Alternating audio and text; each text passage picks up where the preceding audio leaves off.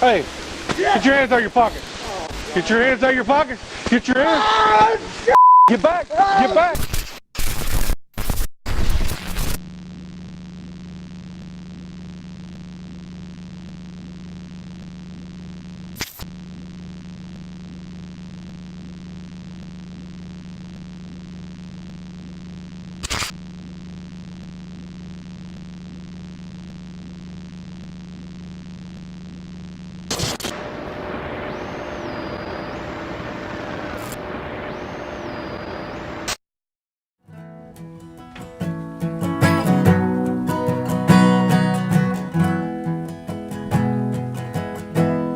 It's hard when you find out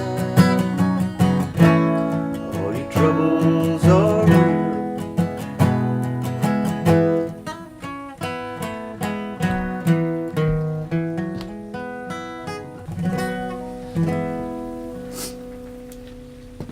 I couldn't even play guitar for nearly a year after that.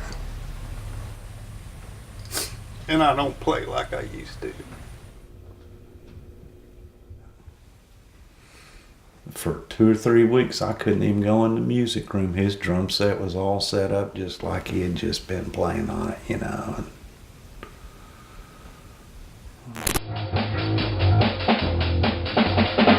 When he was in band and he was in percussion, I mean, it was tap, tap, tap, tap, tap, tap, tap, tap, tap, tap, tap, tap, all day long, all night long.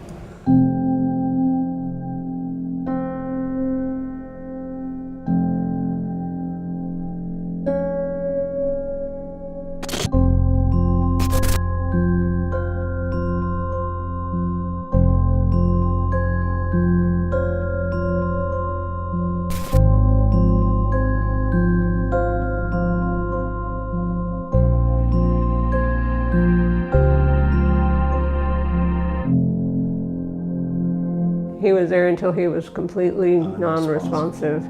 He was gone.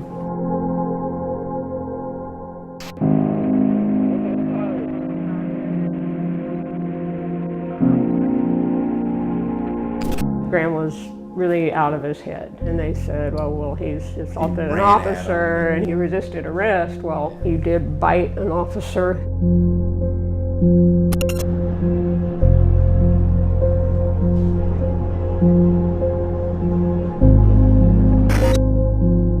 When you try to get information from the police, what happened? They clamped down. What a shock. I thought a parent would have a right to records to see what the truth was.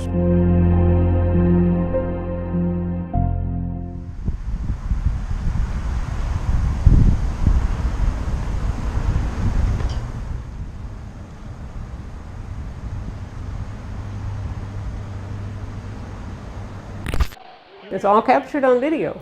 To say that you don't have a right to that is just crazy.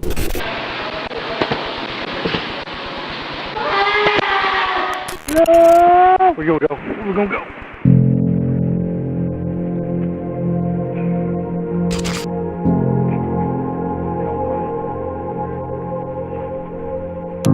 Law enforcement agencies could withhold information that they know would be damaging to the law enforcement agency or to a particular officer.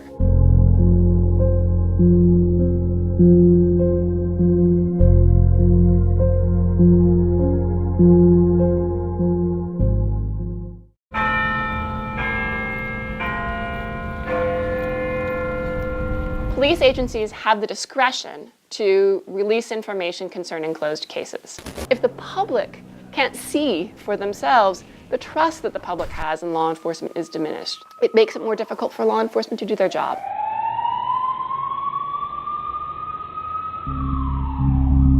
Breaking news tonight out of downtown Austin, where police say a man who was arrested for shoplifting pulled out a gun in the back of a patrol car in a busy part of downtown.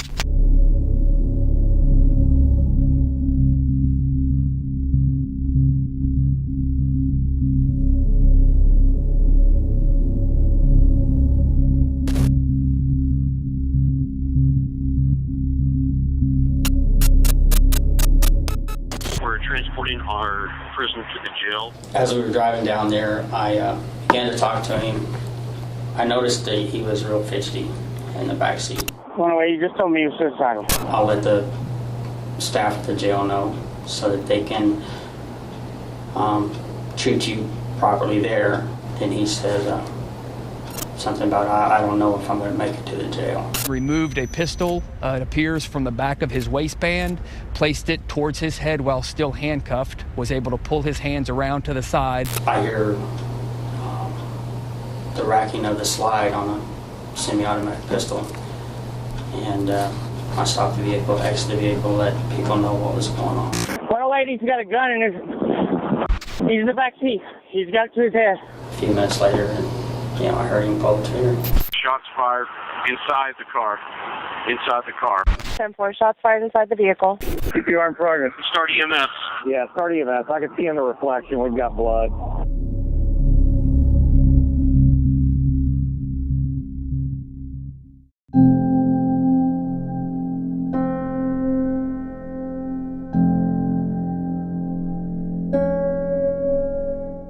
The big question that we all have is, how did that suspect get a gun into the back of the patrol car? Chief Manley says the entire ordeal was captured on video.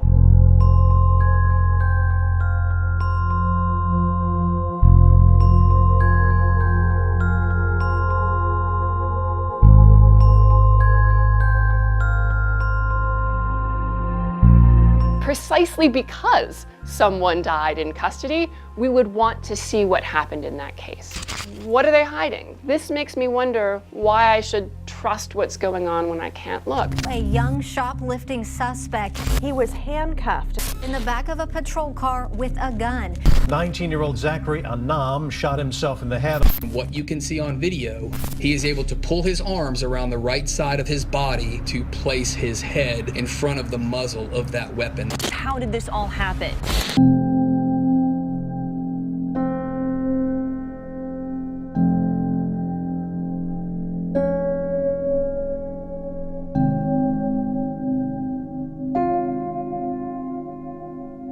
I'm very devastated. It's my only son who's gone. Really struggling. What can we do to our life?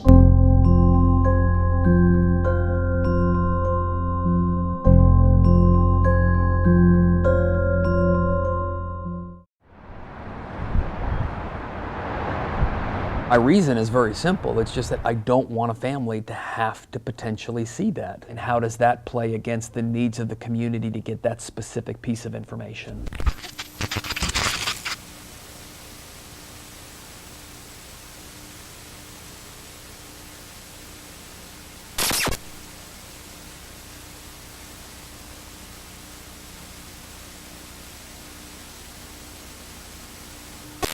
If a person dies in police custody, they're never going to go through that court process. In the majority of those cases, we're going to release the information.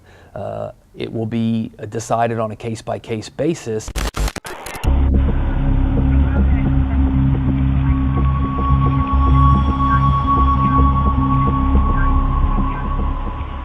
you step out for me real quick?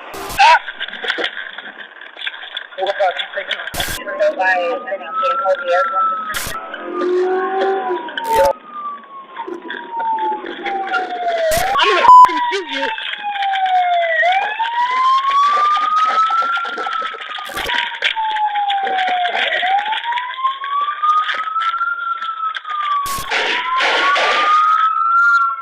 And 9 for failure to appear. 90 for life fresh.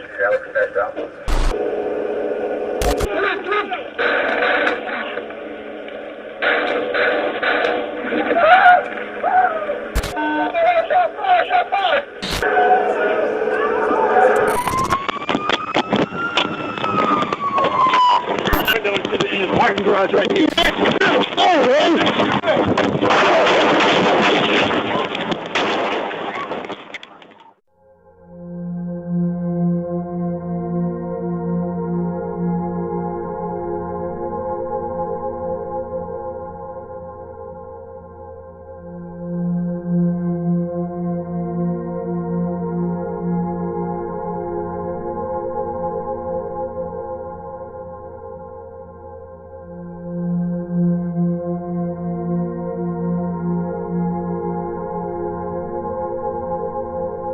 can assure you no one feels worse about what happened in the back of my patrol car than I did. It was my fault.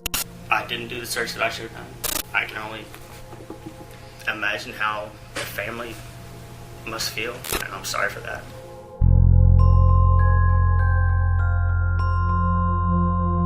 Chief Manley says that this was all captured on video. Our philosophy is that we should put out all of the information that we can with a few caveats. And so if the legislature changes the law, and it sounds like we would be in a position where we would have to release them, and we're going to comply with the law.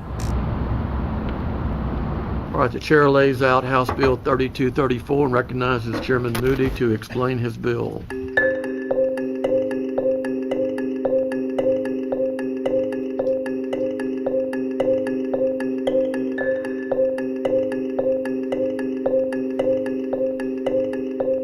In other words, a case can be closed, but unless it was closed with a conviction and the information related to it never becomes public. That exception was created to protect innocent people from having their names dragged through the mud. For example, when false allegations are made and a decision is made not to prosecute, the accused may prefer to have as little information released about the investigation as possible. Unfortunately, that well-meaning law has led to some unintended consequences. The most obvious of those comes in situations where the person being investigated has died.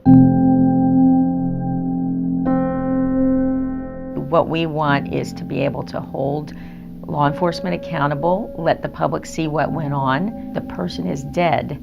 They're not going on to trial. They're not going to end up in a conviction. This bill would close that loophole.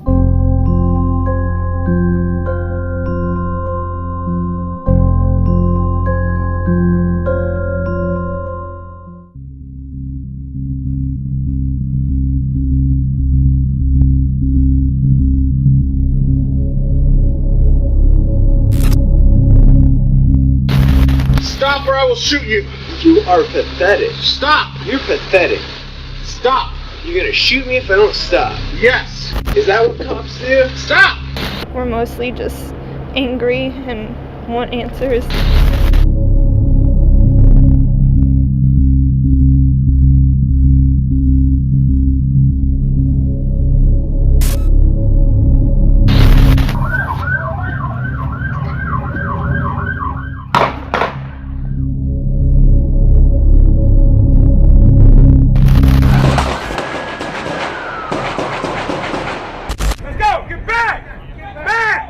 Think of the shocking murder of 5 Dallas police officers last year. The shooter was killed before he could be brought to justice, meaning the records related to what happened that night are now permanently exempt from disclosure. The public has a right to know what its government is up to, and sometimes that impacts people in a very personal way, as you're about to hear from some of these witnesses. All right, the chair calls Kathy Dyer. My husband and I traveled here today. We don't know a whole lot about House bills or the Texas law.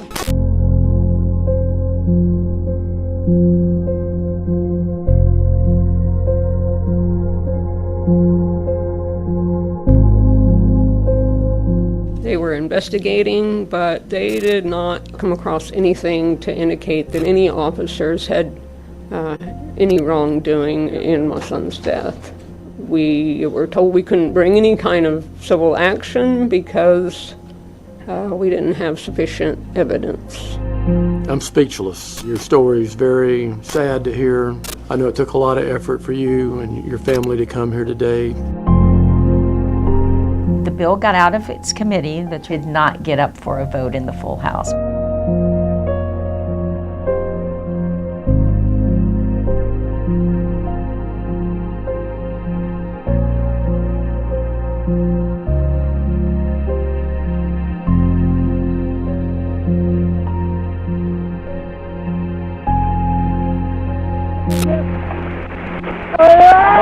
Pay your ass and don't behave. Been to Beaver's Bend? Jump towards the water. We'd go up there and go swimming and jumping off the cliffs. Take off running. Went from the greatest moment to be a parent, the highest mountaintop experience. Go for it. Plunged into this. Cheekies.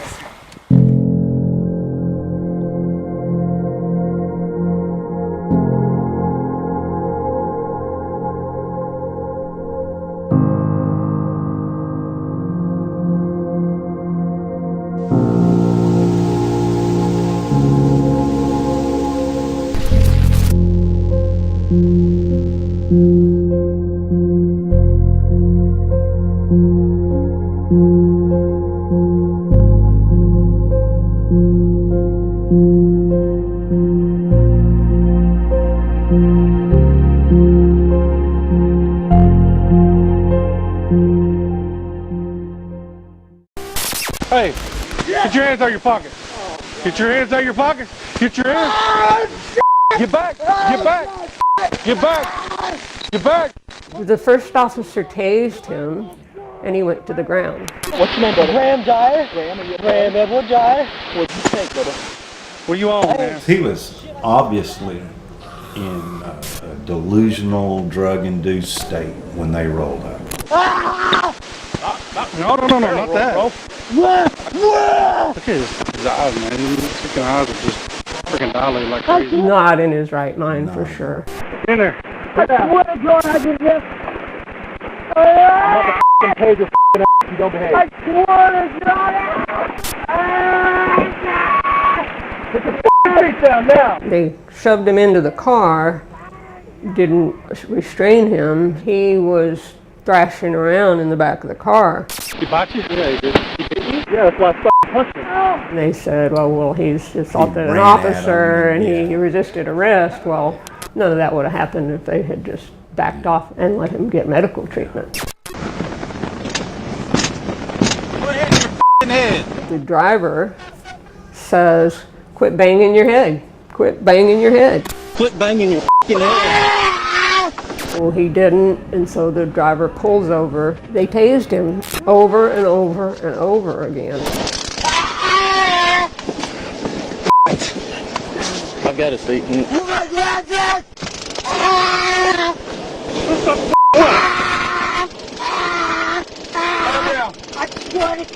Calm down.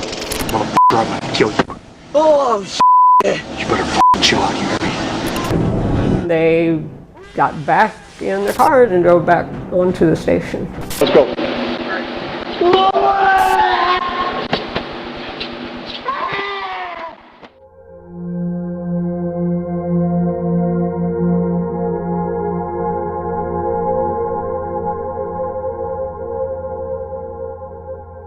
There was no reason for him to die. What happened to serve and protect? What happened to, we're here to help this young man that's in distress?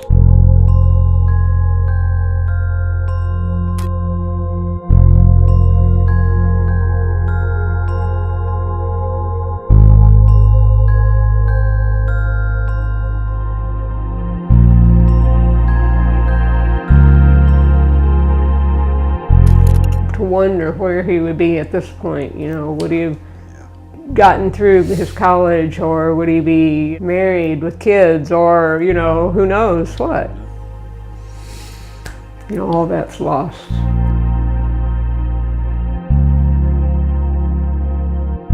No family should have to go through the suffering of not knowing the details of how their child has passed.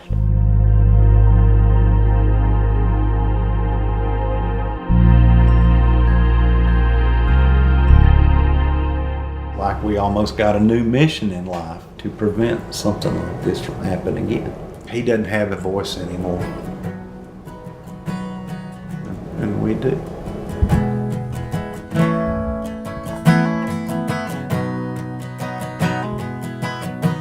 But now when I'm lonesome, well, I like to pretend that I'm getting that feel hickory wind.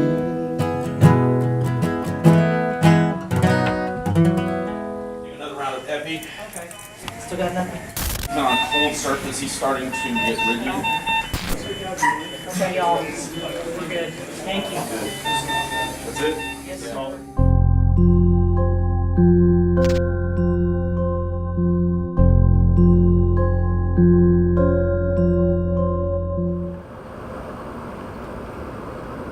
I just want to know what really killed him, because it's kind of hard to accept that my son just died from natural causes. He's 21. He had his whole life ahead of him. Austin 911, do you need police, fire, or EMS? Before you get to the light on 51st and 183, a car had went off the road down into the pavement, down into the creek. All right, stay on the line for me. I got help on the way, okay?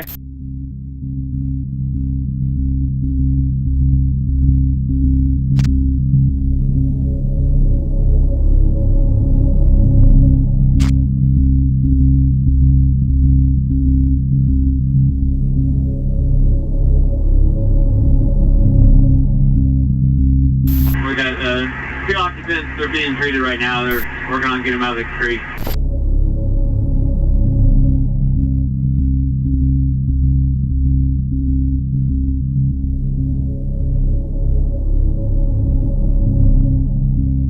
The driver, he's standing in the creek bed, up to his waist for no discernible reason, just talking to himself and gesticulating with his arms. He's transporting the driver to the New Dill Hospital. I'm going to follow.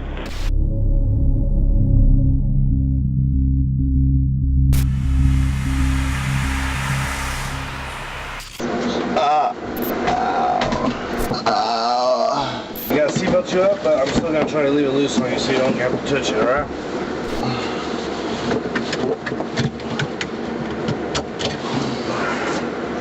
You're actually being charged with intox assault.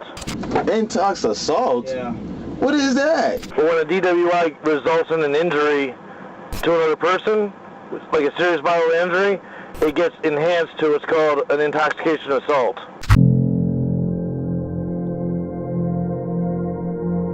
I'm not coming home. Ain't gonna be no coming home for that. He called me from jail to let me know that he was arrested. What'd you think when you first saw him? From what I seen, he had a busted eye vessel, his back and his shoulder and his legs was hurting from the impact. I told him he needed to go to medical and make sure that that wasn't something real severe.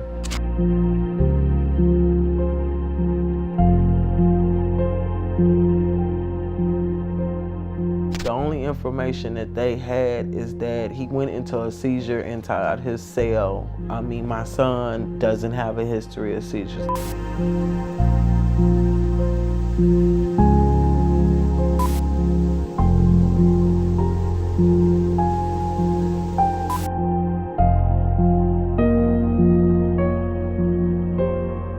He's played sports since he was 11 years old. I've kept him in football and basketball and track. We have to go through full physicals, so he's never had any type of heart condition. When your lawyer tried to get information in the case, what happened? They just kept giving him the runarounds. That's when he called me back and told me he couldn't take the case.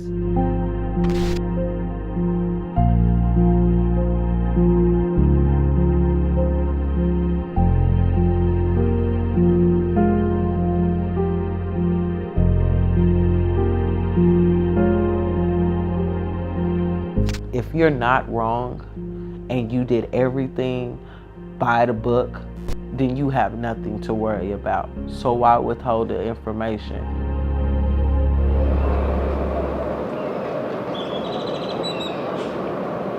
Appreciate you hearing House Bill 3234.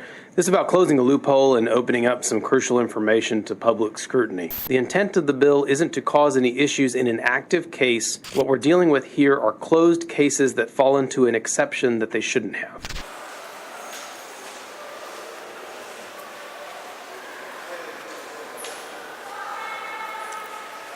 House Bill 3234 will be left pending at this time. We have to be better. We have to demand more of ourselves and our systems.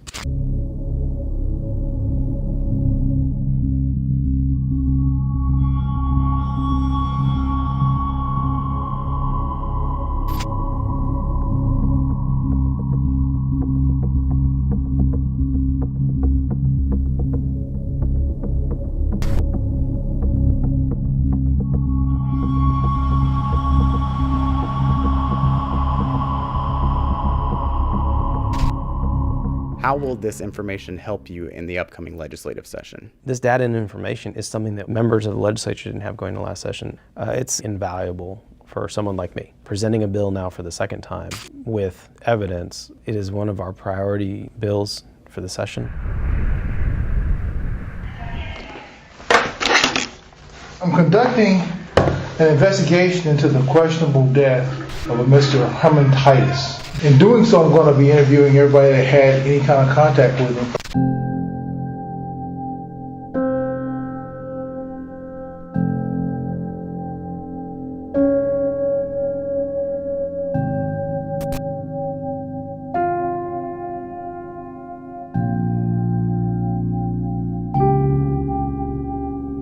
Did he talk to you any, or talk to you about? A little bit. I mean, basically all he talked about was his mom and his sisters. He's 21 years old. He's talking about getting out and straightening his life up. I mean, seemed like a good kid. I know that he was in pain because he went and laid down and had himself covered up, and he was moaning and groaning and asking for ibuprofen. He was up and down all night. He was on the floor. He was sitting with his head down on the table. He goes, my fingertips are numb and I feel like I'm gonna faint. That's what his words. He was like breathing heavy. He went to medical the next morning.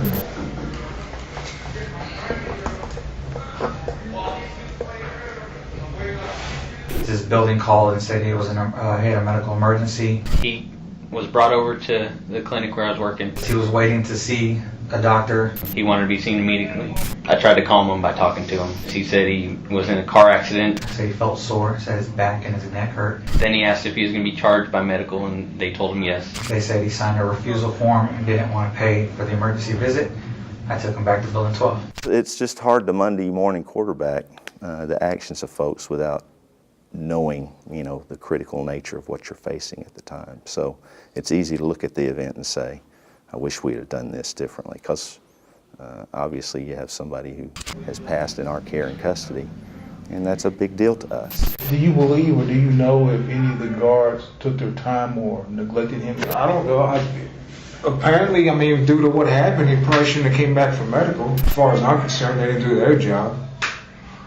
And why would you say that? He came back from medical, it wasn't a half hour later, and he was dead.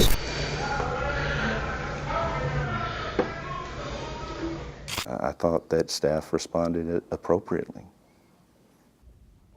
Nothing should have been done differently, in your opinion? I didn't see anything to do differently, no. There was a medical emergency called in Building 12. The inmate was having a seizure. Your CPR was in progress. I just thought, you know, you shouldn't even get this man to the hospital. Why isn't he going to the hospital? Do you want me to do the next one, Tracy? 90. I'm okay, yeah. Okay.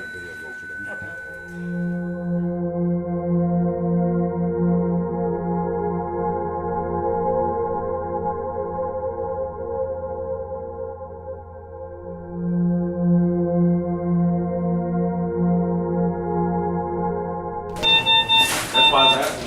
Hold on a minute. We have a pulse. Whoa! Oh crap, sure do. Alright, CPR, get on the chest, get on the chest. Let's start over.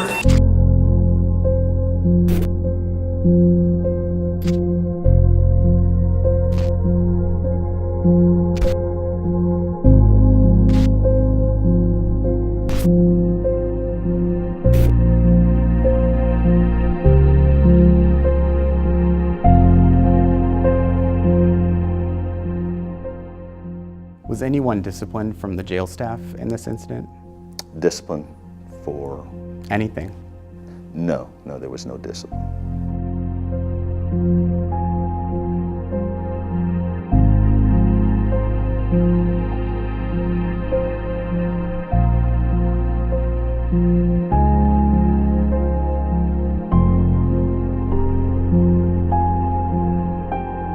I felt like I gotta go the rest of my life not knowing what really happened to my kid. And I'm supposed to get over it. I'm supposed to move on.